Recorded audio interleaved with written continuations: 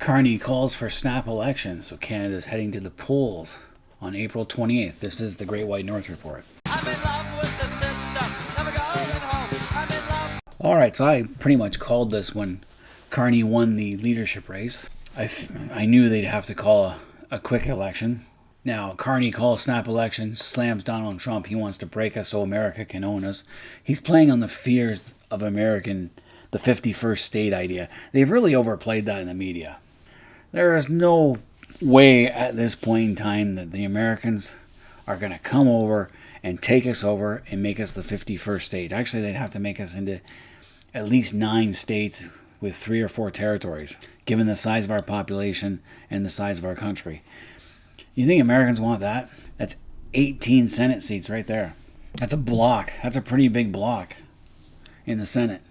But in the House of Representatives, that's a drop in the bucket. So he's trying to play on Canadian fears that Donald Trump wants to own Canada. No, Donald Trump is taking advantage of the political situation in Canada. Trudeau was at the lowest point. We had a minority government with a leader who was universally hated within Canada, who was going to go down in defeat in the next election. And if Trudeau didn't call an election now, he would have waited till October, which was his prerogative, unless all the opposition parties got together and vote of non-confidence, which the Conservatives have been trying for a while, but the NDP propped up Trudeau. So Carney is blaming the Americans for the reason why we need a strong leadership now, and he says he can take on Trump. But I don't get it. Carney was propping up Trudeau, trying to give him financial advice, economic advice, which didn't help Canada. So I would slam Carney on that, his record with Canada over the past four years. Because it hasn't been rosy. High inflation, high taxes. A lot of his ideas are in the Liberal economic fork budget. So this election is about Donald Trump. No, it's not. Trump is Trump. They're making it too much. They're putting too much emphasis on what the American president does. The American president is trying to save America, make America great again. I want a Canadian who does the same thing in Canada. And Carney is not a Canadian in that sense. He's more of a globalist. Hell, what did he do? As soon as he got sworn in as prime minister, he flew over to Europe because he has buddies over there. He knows the elites. Talked to King Charles right away. He is a globalist elite. He likes the reset idea. The economic reset that was going to happen during the pandemic. Now, Carney is a smart guy. There's no question about it. You know, went to school at Harvard, then worked his way up, became head of the CEO of the Bank of Canada, then went over and took over the Bank of England. But his record there is mixed. He exaggerated the economic Brexit fears. So the Brits aren't exactly that keen on him. He didn't really help them that much get out of their issues. Now, CBC, it's also about climate and affordability crisis. Well, he's a climate guy. He's the one the carbon tax. He's all for carbon taxes. Yes, he says he's going to get rid of it April 1st, but now we're in an election cycle. He can't get rid of it. That's an act of parliament. He had that big signing saying, I hereby instruct. He can't do it now. That political gimmick won't work. April 1st, we'll still have a carbon tax. Because Parliament is not in session now. Parliament's been dissolved. The government has essentially been dissolved. It's still functioning on a superficial level, but no new legislation can be passed. The carbon tax will still be there. It'll still be on the books. This is a guy who's friends with Greta Thunberg. An affordability crisis. He'll probably scale back immigration, I imagine. Now, for me, this is about this election. Carney called this election this soon for 2 reasons. First of all, he doesn't have a seat in the House of Commons. So he cannot actually sit as Prime Minister in the House and and he won't be able to answer any questions. He'll have to work through other people to explain everything for him. And in a minority government, that's hard. That person faces the music. Also, he has to face the press more now. He now becomes the public face of the Liberal Party instead of working behind the shadows. He is now the face of the Liberal Party. He has now got a huge target on him. Already Canadians are out there at press conferences drilling him about his role with Trudeau over the past 5 years, since the pandemic. He was the financial advisor to Trudeau. So I think the Liberals have definitely overblown the Trump threat. Yes, economically Trump has been threatening, and there's been tit-for-tat tariffs and backing off and coming forward. It's put so much political pressure on our leadership and our businesses. But at the same time, it's actually brought out our pride in being Canadian. It's brought back Canadian patriotism that was not there. But I think we've taken it a little too far, because now we got some idiot smearing shit over on Wayne Gretzky's statue. They're trying to cancel Gretzky. Come on. Give your heads a shake. Should go cancel Tecumseh. He hated Canada. Yes, he fought with us, but he didn't fight for us. He was fighting for himself and his own people down in the States. Should cancel him. But anyway, so like I said, Carney needs a seat to be able to sit in the House of Commons and get across what he's trying to do. And the only way he can do that is either by winning a by-election somewhere, wherever that happens, because they only happen a handful of times every year, because somebody steps down and needs to be replaced. So he'd have to wait for a by-election, and he might not like where he goes or who he's going to represent. So he had a specific one in mind. He wanted to be in Ottawa. And guess what? The perfect guy came in. So he's going to run for a seat in Ottawa's Nepean riding, previously held by Liberal MP Chandra Arya. It's Borders riding where Puliev is seeking re-election. Now Puliev at least lives in his riding, and has for a long time. He is a long-time resident. Carney's going to parachute into a place that he's never lived. I don't like that with our political system. You should be, before you run for any office, you should at least have been a resident of that area for 10 years. That way you know people, know the neighborhood. But no, Carney's going to parachute right in. And I don't like the way they did it. Now, Chandra Arya, I'm not a big fan of him because he's anti-monarchical. He thinks the British monarchy should be abolished in Canada and we should become a republic. So obviously, he's got a beef with the British monarchy. I don't. It's part of our tradition. Let it be. It doesn't do us any harm.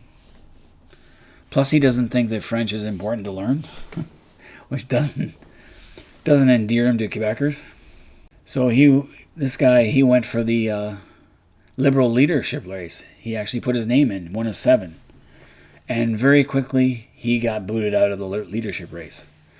No real reasons given, but they kicked him out of the leadership race. Okay, so he's still got a seat in Nepean, right? He's going to run for re-election. Now, most Liberal MPs were not looking to get re-elected back in January because of the way the polls were, and he was one of them. But now with Carney, they've rebounded, and he was still sitting there. But guess what? Then they revoked his nomination from his own riding. He was going to run again, and they revoked it. Why? So they could put in Carney. That's dirty politics right there. That's very unethical. You got a guy who won his seat legally 4 years prior. I'm not sure if he's been there longer. I'd have to look that up. But he won his seat clean and fair. And now he's getting pushed out. I guess he's a little too far to the left for the Liberals. If I was him, I'd run NDP. So they got rid of Arya just so they could bring in Carney. So he could have his Ottawa seat because he doesn't want to be anywhere else but Ottawa. This is the guy who's supposed to be from Fort Smith and spent time in Edmonton trying to prove how Canadian he is by saying how much he loved hockey. I know his hockey record. He played one game, 6 minutes with the Harvard back when he was in school. That's his playing record. So he did play hockey. But yay. So I don't like how they did that. That was really dirty. Now the other reason that Carney called his snap election is because ever since he won the nomination for the leadership race for the Liberal Party, the Liberals have been regalvanized. Money's flowing in. The polls have shot up because most Liberals got to the point where they hated Trudeau. And now all those Liberals are coming back out of the woodwork. But many Liberals don't realize what Carney really is. He is a globalist. He's an elitist. And he doesn't have a common touch with the common people. Trudeau had that common touch. Trudeau was very likable. Actually, Trudeau, outside of what he did, was a very nice man, from all reports. A nice guy, wanted everyone to like him. Carney is all business, doesn't care, he doesn't have time for the little people. Doesn't have a lot of time for reporters either. Already his press conferences have been, some of them have been pretty rough. He doesn't have a lot of patience for people that aren't as smart as him, which can be perceived as arrogance. So this is why the Liberals are up. They're going to win another minority to majority government with him, according to this 338 election prediction. I think it's kind of false because the Liberal propaganda machine is already up and running. They've even got bots on YouTube. I've come across a few. I commented on something, they didn't like it. They asked for proof. I gave them proof, and I haven't heard back from those people since. So they must not be real. CBC loves Carney because CBC is pro-liberal. Now the NDP are dead in the water, running at 11%. The Conservatives are at 37%. The Conservatives should still be way up, and I think they are. More so than you think. Carney is a pro-Israeli too, and that's not going to rub well with the Muslim vote, because the Muslims are very anti-Israeli, anti-Semitic. Actually, they're very anti-LGBTQ too. But that's one of those weird things about the Liberal Party. He's promising to cut back on programs. Immigrants don't like that. So the NDP might actually see a surge at the end. But I think the Conservatives can eke out a minority victory at this point. I think the polls are vastly overrated at this point, just because of the bump the Liberals got. Once Carney starts going on having to debate guys like Polyev on TV, even Singh can debate. I would hammer Carney on his record with Trudeau. So it says Carney is where he raised his family and devoted his career to public service and always giving back to his community. Really, this is a guy who lived in England for a lot of years. He's got Irish citizenship and UK citizenship. How is that possible? That he raised his family in Ottawa. He lived in Toronto. His company Brookfield was based in Toronto. Oh, I thought he was from Fort Smith too, by the way. So they're really putting out the propaganda. The party is. Yeah, his kids were raised in private schools. They're not like us. Yeah, so Chandrari has run since 2015, but then he's been kicked out, while Polyev has been running for an 8th term. So Carney is full of shit in a lot of ways. The propaganda machine is spinning out so many lies to make him look Canadian than he actually is. And he's going to have a lot of questions. He's going to get hammered a lot during the election, and we'll see how he fares. He might have to stick to the teleprompter. I, for one, know that I'm still going to vote Conservative regardless. Carney is too fake for me, and I don't like carbon taxes very much. He's a globalist and an elitist, and he's not what Canada needs at this time. Anyway, any Canadians out there, let me know what you guys think. Leave comments in the comment section. Until next time, this has been the Great White North Report.